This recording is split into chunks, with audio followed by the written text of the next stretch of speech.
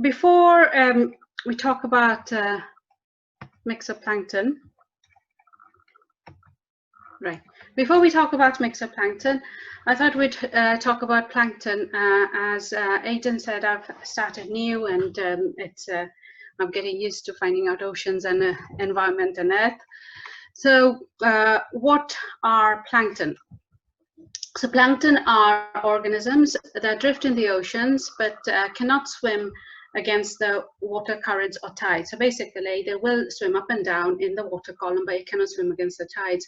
So this time of the year, if you're going walking on the beaches, you'll find lots of jellyfish on the beach, and this is because they're plankton and they cannot swim against the current, so the tides bring them in, leave them on the beaches, and that's it. They're stuck there. So how many types of plankton do we have? We have the single-celled unicellular plankton, and when usually people talk about plankton, this is what they think of are the plankton, the microbial things we have to look under the microscope. But we also have a whole lot of multicellular plankton. So these are things like fish larvae, krills, prawns, crab larvae, sea jellies, jellyfish. And again, this goes back to the definition of all these organisms cannot swim against the current. So the word plankton comes from the Greek word, which means I drift. So it's drifting in the waters, and hence we have got lots of different types. But what I'm going to look into for our Mixoplankton story is in the unicellular plankton. So from this, then we go into what are unicellular plankton, and as I'm asking the question, obviously there's going to be more than one. So we've got the bacteria. These are the non-photosynthetic prokaryotic consumers. So they are unicellular, they're planktonic, they're in the oceans. The other prokaryotes we have are the cyanobacteria. These are photosynthetic, but again, they're prokaryotes and they're the producers. And these have been there from when life originated. These are the ancient form of, well, not the ancient type of organisms, living organisms on the earth. And then we have the protists. These are unicellular again, but these are eukaryotes. So and within this group we get the producers as well as the consumers. So they're a bit like us, but in single cell. So we are eukaryotes as well. So we've got the protist plankton. And this is and now we're going to go deeper into the protist community. So when we look at life in the oceans, the entire food web in all our oceans are driven by plankton at the base. So right at the base, we have got this unicellular plankton, which are the producers. They photosynthesize, they produce food. And then we have the multicellular plankton, which eat these producers, and then little fish, which is the multicellular plankton, the big fish eat little fish, etc. The nutrients which are regenerated or defecated by these go around the loop, and they then form as nutrients for the unicellular primary producing plankton. When we look at this food web, we can see it's very similar in some ways, in lots of ways, to the terrestrial food web. So like in the terrestrial systems, we have got the producers, plants like phytoplankton, which are using sunlight, carbon dioxide, and making food. Then we have got the consumers, so we got the herbivores, which are the zooplankton, and then we have got the fish, which are the carnivores. So in essence, when we look at both the food webs, we find there's a very clear plant-animal divide. And this has always been the traditional idea of how the food web in the oceans work, for an easy plant box where everything's producing food, and then the animals which are eating the plant, the food. And within this plant-animal dichotomy in the oceans, we find the protists, which form at the base of the unicellular plankton and part of the unicellular animal. So when we look at these protists, the dichotomy within the protist community themselves, we find the phytoplankton, the plant-like organisms. So these are the microalgae, and they take up light, nutrients, carbon dioxide. They'll make food. They photosynthesize food, and that's at the base. That's has been our understanding of how the food in the oceans are made. And on the other hand, we've got the other side, the animal side, which are the protozooplankton. These are the animal-like, so these eat those phytoplankton, and then respire carbon dioxide, defecate, regenerate nutrients, etc. So there's a very clear plant-animal dichotomy within the protist community. So from this, the question scientists have asked is, how did they come? How did they come into being? How did they evolve in evolutionary terms? Which came first? Did the primary producing phytoplankton come first, or did the animal-like protozooplankton come first? And this is where it gets really interesting, because we would probably think it would be the plants, but no, it was actually the animal-like protozooplankton which came first. These are the ancestral forms of the protists. And then from those protozooplankton, the plant-like phytoplankton evolved. And these are a lot more, these are the recent forms. The question then is, how did this evolution happen? How did an animal evolve into a plant? Just right, it's really very curious happening, something which has got scientists have been really excited to find about. So this is what we believe, very simply, what happened. We have the cyanobacteria, which are the prokaryotes, which are the most ancient form of life on Earth. So originally we'd have the protozooplankton, and these would have been eating the cyanobacteria and digesting and living and growing and reproducing, etc. So this went on for millennia, and then at some point the protozooplankton would have taken these chloroplasts, the capability to photosynthesize from the cyanobacteria, and retained these in themselves to photosynthesize.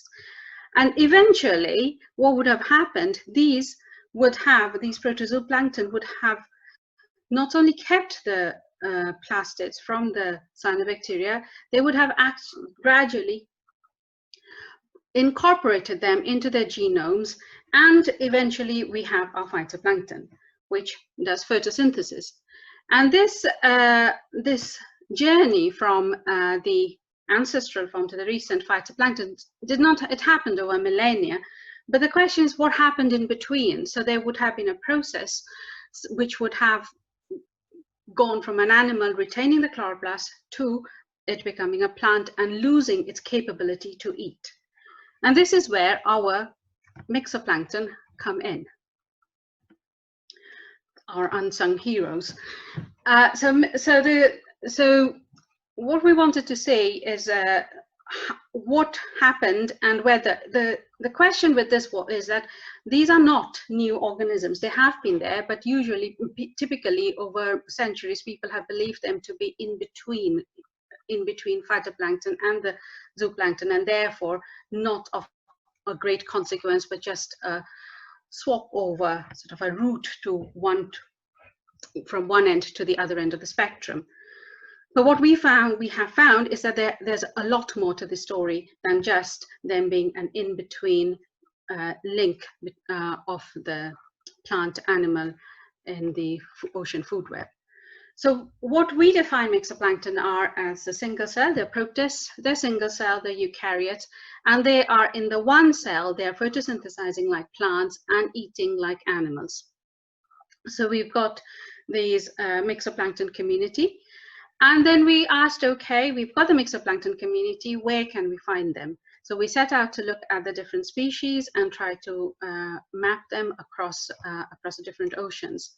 And we found them absolutely everywhere. We've looked from the equator to the poles, literally everywhere in the marine systems. So in this map, you can see at the top axis, we've got the different types of mixoplankton, and then on the y-axis you've got the different sizes.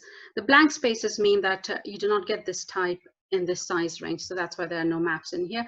But again, if you just look across the different maps, they're just absolutely everywhere. And when we started looking at what they did, what they were, because we were trying to find out whether we could just classify them as one big mixoplankton group, we found it wasn't just they were everywhere. There were different types of these mixoplankton, and they occur at different times of the years and under different conditions. So this led us to ask the question of how many types of mixoplankton can we have? So if you look at the whole protist group, we've obviously now got phytoplankton, protozooplankton, somewhere in between we've got these mixoplankton, and we wanted to know how many. So we looked at the classification and we devised a new classification for the protist group. And what we found is there are, very broadly, there are two main types of mixoplankton.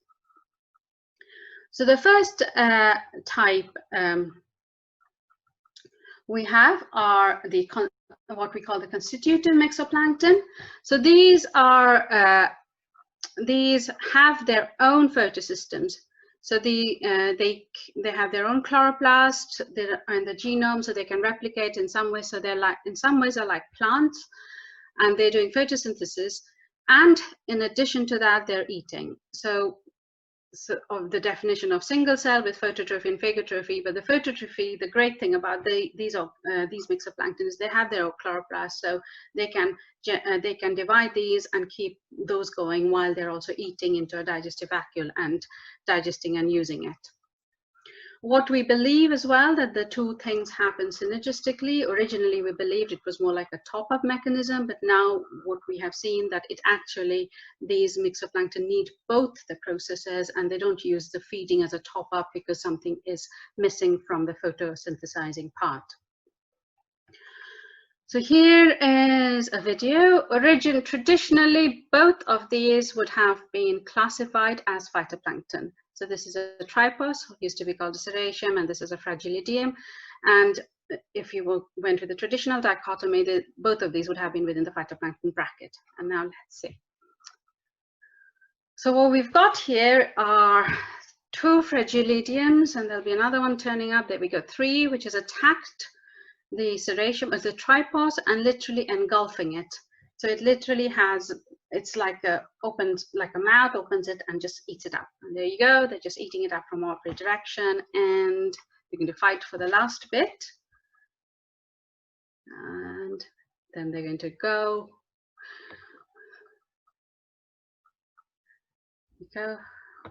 Still trying to get as much as they can out of it, and then they're going to go and try and find another one.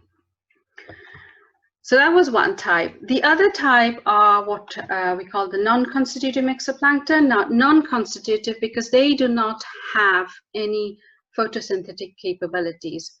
For them to photosynthesize, they need to acquire this system, the chloroplasts, and they get this from the prey. So what they do is they will eat a prey, and then in some instances they literally digest everything around it and keep the chloroplast and photosynthesize with that.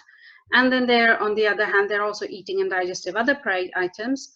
And some will eat the prey, but instead of digesting it all, they will keep the whole prey as symbionts in the one cell. We're still talking of one cell, and then in one big cell they'll have a whole lot of symbionts, and it's a bit like a greenhouse. They'll grow their own prey to help them photosynthesize. And here we have an example of, so what we have here is a dinophysis, and this is a mesodinium, and you'll see that the dinophysis, basically what it does, it sticks a peduncle here like a straw into the mesodinium, and you can see it here, it's literally sucking everything out. So it's going to suck out everything, it's going to digest the extra bits, it's going to keep the photosynthesis, the chloroplast, etc. inside it, and it will photosynthesize.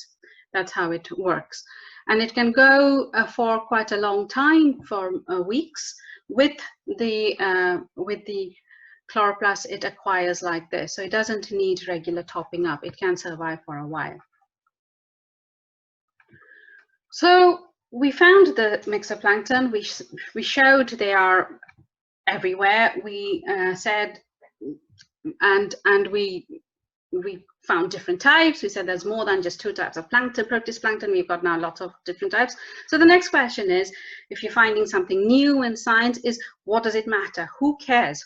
So we had to show whether it really mattered, and we wanted to find out, does it really matter? It's there, and what is it doing?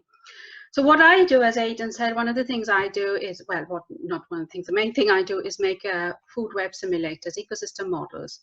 And what I wanted to see is how having a mixoplankton in these ecosystem simulators, which form part of the climate change models, how they affect the whole ecosystem, the food web dynamics. So in order to do this, I looked at the base of the plankton food web in climate change simulation models. And this is a very simple schematic of what we have in these models. So we've got the phytoplankton, the zooplankton, and the higher trophic levels, which are the fish, etc. So it's a very much the plant and consumer, the producer and consumer dichotomy. And then the question, obviously, which comes to mind, which I wanted to know, where are the mixoplankton and what happens if we introduce a mixoplankton into the system? So to do this, I started with a model which had the traditional plant and animal situation. So here we've got a phytoplankton, we've got a zooplankton. So the phytoplankton is being eaten by the zooplankton. We've got the bacteria which are regenerating, which are mineralizing all the waste which is coming out. So there's a cycle going around here. The bacteria are also eaten by the microzooplankton. So this is one of the traditional food webs you find in the oceans, what the belief has been. So I took this one and I made another one where, in addition, where I kept the phytoplankton, but I replaced the microzooplankton with a constitutive mixoplankton. So these are the ones which have got their own chloroplasts, and they are eating to get food. And then scenario 3, I kept the original framework as the traditional one and replaced the microzooplankton here with the non-constitutive. So these are the mixoplankton which need to eat to acquire, they need to steal chloroplasts from their prey in order to photosynthesize. So we have our 3 scenarios. We've got the traditional one, which is the belief, plant-animal dichotomy. Then we've got the one where we've got the plant, and we've got the mixoplankton which can make food like plant but also eats. And then we've got the 3rd scenario, we've got the plant and we've got the mixoplankton, which is a bit like an animal which steals chloroplasts and is photosynthesizing. And then we ran the models, to see what happens. So with the first one, when I ran it, okay, so this is, you get a nice phytoplankton bloom and a zooplankton. So the x-axis we've got days, so it's the 30-day, it was 30-day simulations, and on the y-axis we've got the biomass, so the amount of the biomass of the phytoplankton, the zooplankton, and the bacteria. So we can see a typical predator-prey relationship here, where the prey grows, and as it grows, the predator starts to grow, and then it eats up all the phytoplankton, and then it starts to decline. Then when we go to the scenario 2, where we've got our mixoplankton, which is photosynthesizing using its own chloroplasts and eating, we get this. We get a system where we literally, the constitutive mixoplankton is literally taking over. It's eaten out all the phytoplankton and the bacteria, and it's just taken over the entire system.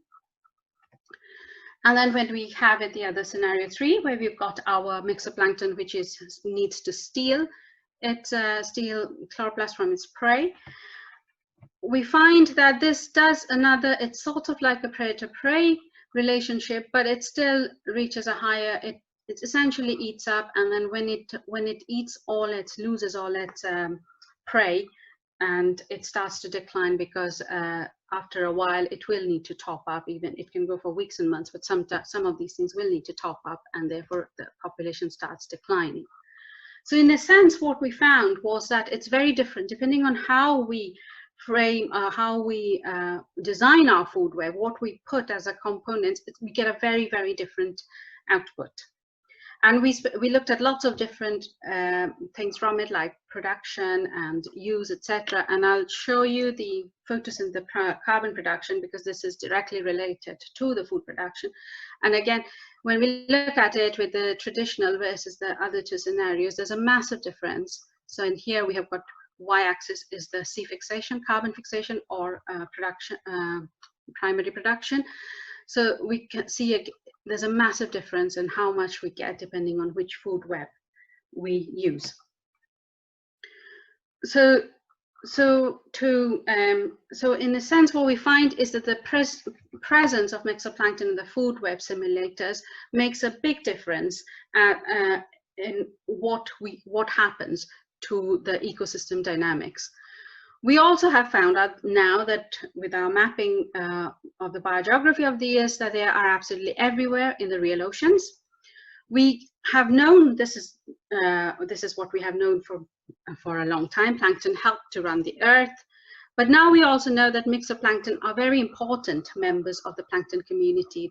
So they are just as important, if not more important, than the phytoplankton and the zooplankton. So where are we? We've had 100 years of marine research. We've got loads of textbooks, BScs, masters, PhDs, grants, research papers. We've got climate change models, fishery models, etc. We've had 2 series of BBC Blue Planet, and all these missed our unsung heroes. So our Mixoplankton do not have a place and do not get any very low recognition in all these. So what are we doing? We are working to revise the research methods, because if you think all the research methods in the lab, in the sea, whichever, they are all based on plant, animal, and therefore it is not easy to find an organism which are doing both. You're either going to look for a plant or you look for an animal. Now we have to look for something which is Mixoplankton doing both, the job of a plant and an animal. So we need new research methods. These are what we're doing. That we need to change our scientific outlook, because our whole traditional view of how the ocean works has been based on this photosynthesizing plankton and then all the consumers, a very simple producer consumer plant animal dichotomy. That Mixoplankton changes all that. And of course we'll need to update our textbooks, because this is it's an important part of the ocean life now. And this is exactly what we are doing, are hoping to do in Cardiff. So we've got an international multidisciplinary plankton research hub, and here we are working from end to end. We're doing end-to-end work, starting with lab work and then going through to hydroenvironmental, hydrodynamic models to find out how the Mixoplankton are important and what they do. So if you're interested in learning more, you can email me or you can check out our website. So thank you very much. Thank you very much, Aditee. That was super interesting. We've got time. Should I stop sharing? You can continue sharing. We'll oh, okay. Whoops, sorry. That's okay. It's okay either way. Yeah. If anyone has any questions, then feel free to drop a question into the Q&A box. While we wait for some questions to come in, I actually have a question. Go on. Are there particular conditions that favor kind of Mixoplankton over phytoplankton? Or so, you know, in your models, you kind of, if you were to change like light availability or nutrients, would you end up with kind of? Yeah, you do, because what happens in a lot of the coastal systems, where you find, especially you'll find off the east coast of USA, there's been lots of harmful blooms, and that has been a mismatch, a change in the balance of the nutrients, the stoichiometry of the nutrients. So depending on whether they've got more nitrogen and phosphorus, and a lot of what we now have found that what has always been called the harmful algal bloom species, they are actually constitutive Mixoplankton. So a whole load of them are there, and yeah, so it does change. Also, the other thing is you find a lot of them during the summer months when the fish and the fisheries, all the fisheries are supported by Mixoplankton, because by then you've already had the spring bloom and it's all over to the Mixoplankton. So if you had to if you were told you had to go out anywhere in the world and find Mixoplankton, is there a particular part of the world that, or a particular part of the ocean, or I guess time of year, so where you Well, it live? depends on what you want to look for, right? So if you wanted to look for species which are killing fish, you'd probably go to where there's a lot of eutrophication and a lot of pollution, and you'd probably find them there, potential. If you're looking for, say, if you want to look for the really enigmatic, the beautiful forams, etc., you go to the middle of the ocean, the oligotrophic areas, or you go to the Mediterranean and Villafranche. We were there. You get a lot of the all those endosymbiotic ones, the ones who enslave entire prey in them. And the thing is, you go wherever you go, you'll find them. It depends on what you want to find. The Arctic's full of this beautiful plankton which look like ice cream cones, so Lavoya. So yeah, so and then there's of course the ones, the picos, etc. So yes, I think it entirely depends on what you want to find. But anywhere the thing is, if you're anywhere on a water body, you put a bottle in. What we tend to do because we do kayaking, we bring it back. There's always something there, which is a Mixoplankton. Awesome. So we've got quite a few questions coming in now. So we have a question: what are the relative proportions of Mixoplankton, phytoplankton, and zooplankton in protist populations? Right. That depends on when you're looking at these populations and what you are looking for. Because what we now know, most of the phytoplankton, except the diatoms, are mixoplanktonic. So therefore, a lot of things which have been classified as phytoplankton are mixoplankton.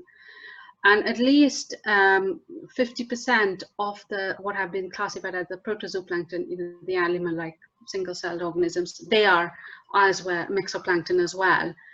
And at a time, depending on when, right at the start of the spring bloom, which is just after winter, you'd probably find more diatoms, so you'll have more phytoplankton.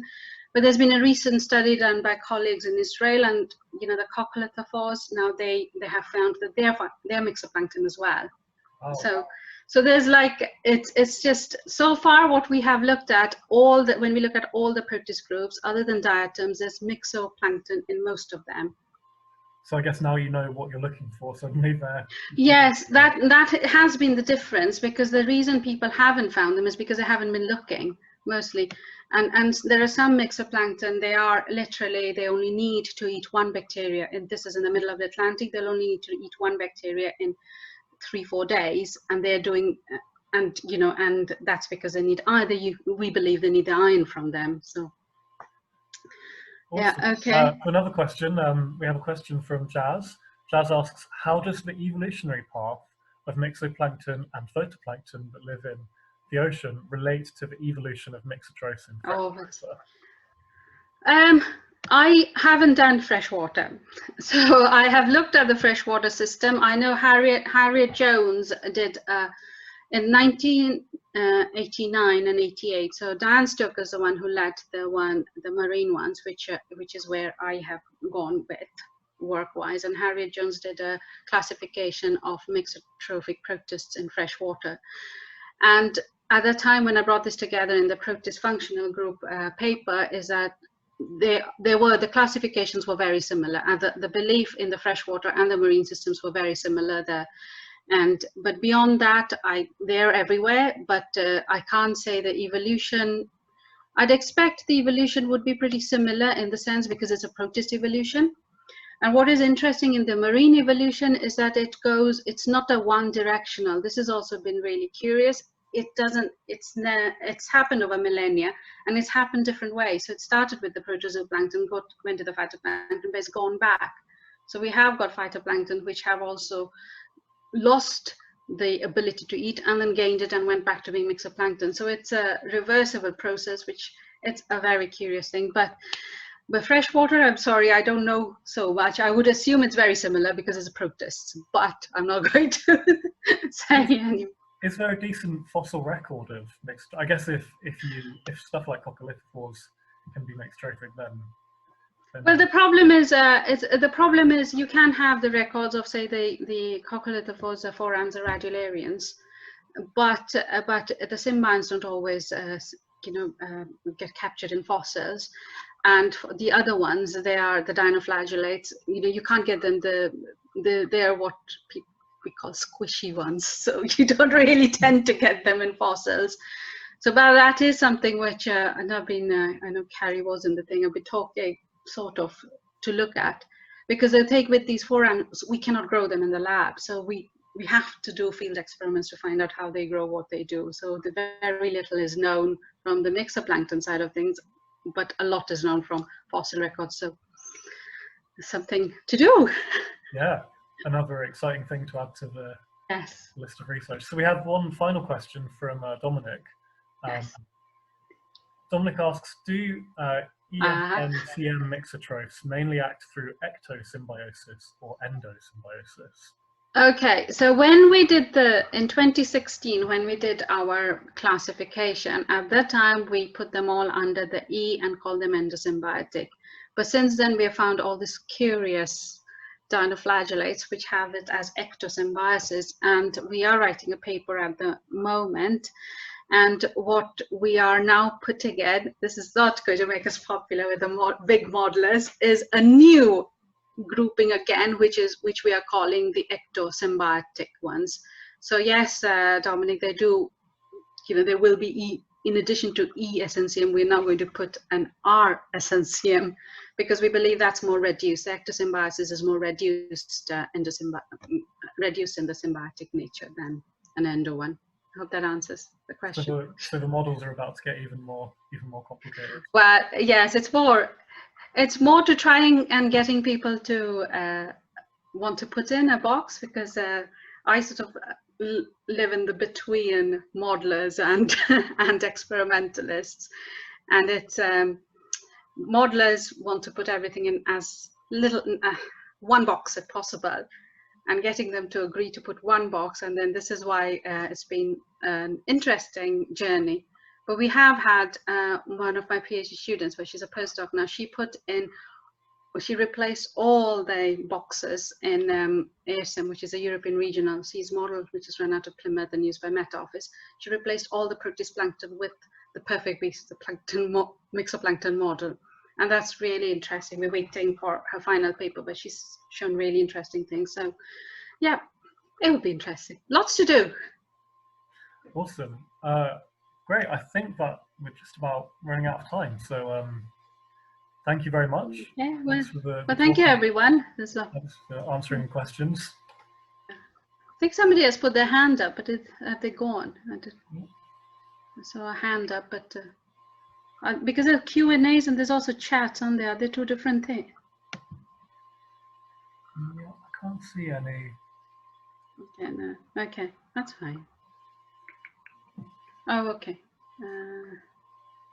Okay. That's fine. Yeah, I think that's fine. Okay. Okay. We're going to have the Tina. Yeah, thanks very much, and thanks everyone for coming. Thank you for another Geo talk. Thank you very much. Thank you, everyone. Thanks, Aidan. Then there's one next week as well, isn't there? There's one next week. Yeah. Yeah, same time, 5 o'clock. Yep. Okay. So thanks for hosting. Yeah. Thank you, everyone. Bye.